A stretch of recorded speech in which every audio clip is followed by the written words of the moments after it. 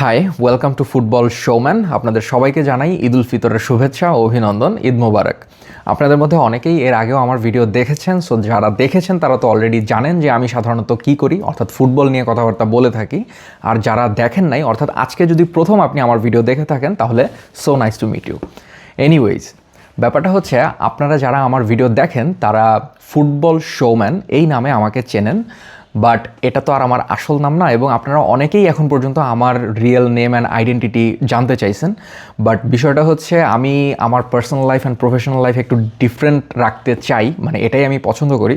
So এই জন্য আমি আমার পার্সোনাল ইনফরমেশন খুব একটা শেয়ার করি না।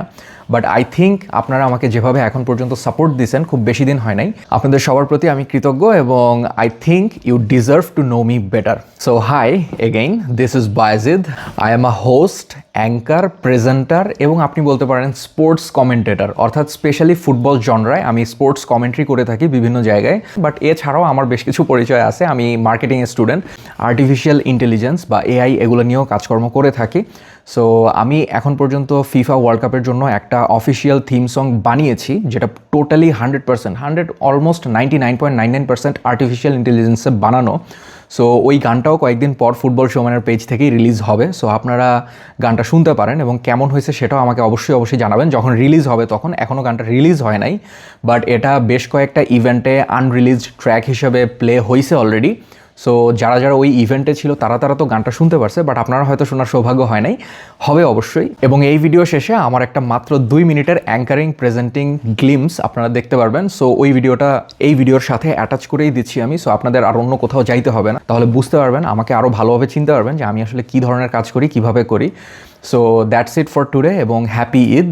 আপনার ঈদ অনেক অনেক সুন্দর কাটবে সেই আশাই ব্যক্ত করছি। Thank you so much. This is Bayezid. Hi, this is Bayezid. আজকে আসছি আমি ল্যাবরেটরিয়ান্স কার্নিভালে, স্পোর্টস কার্নিভাল স্পেশালি। এখানে আমাকে কমেন্টেটর হিসেবে আমন্ত্রণ জানিয়েছে ওলসা। সো ওলসাকে অনেক ধন্যবাদ। আর আজকে আমার একটা সং ফিফা ওয়ার্ল্ড কাপের যেটা প্লে হবে এখানে, আনরিলিজড ট্র্যাক। সো সেটাও দেখবো কেমন হয়। So thank you so much ওলসা for giving me this opportunity, এবং আজকে আমাকে এখানে কমেন্টেটর হিসেবে আমন্ত্রণ জানানোর জন্য সত্যি ধন্যবাদ। Thank you so much. Hi, this is Baizid. Welcome to the grand finale.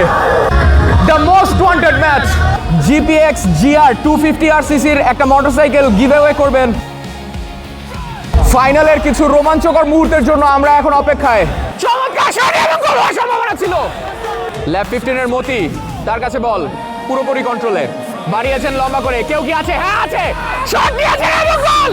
বাড়িয়েছেন বল, হেড নেওয়ার চেষ্টা, মামুনের চেষ্টা ছিল খুব চমৎকার, কিন্তু না। এবং গোল হওয়ার সম্ভাবনা এবং গোল হয়নি। Ifti is going crazy and running riot in the show. Lab 17 directed. No. Number jersey পরিণত খেলার বল চাচ্ছিলেন আসিফ, বল চমৎকার ক্লিয়ার করেছেন 17-এর প্লেয়ার 7 নাম্বার জার্সি পরিণত রুসাফি। ইফতি আবারও এগিয়ে যাচ্ছেন, আবারও একেবারে একা এবং গোল। It was a hat trick. It's a hat trick by Ifti. Wow. That is crazy. So crazy. Insane play by Ifti in the grand finale. Aryan central defensive mid থেকে বারবারই ক্লিয়ার করে যাচ্ছেন 17-এর পক্ষ থেকে। ইঞ্চেস আওয়ে 7 নাম্বার জার্সি পরিণত খেলা রুসাফি চমৎকার খেলছিলেন আজকে তার টিমের পক্ষ থেকে, কিন্তু তার টিম তাকে হয়তো যথেষ্ট সাপোর্ট প্রডিউস করতে পারেনি। আমরা আছি আমাদের চ্যাম্পিয়ন্স টিমের সাথে। এখন সেলিব্রেশন টাইম, আর কিছু দেখতেছি না আমি আপাতত। Thank you so much. Final,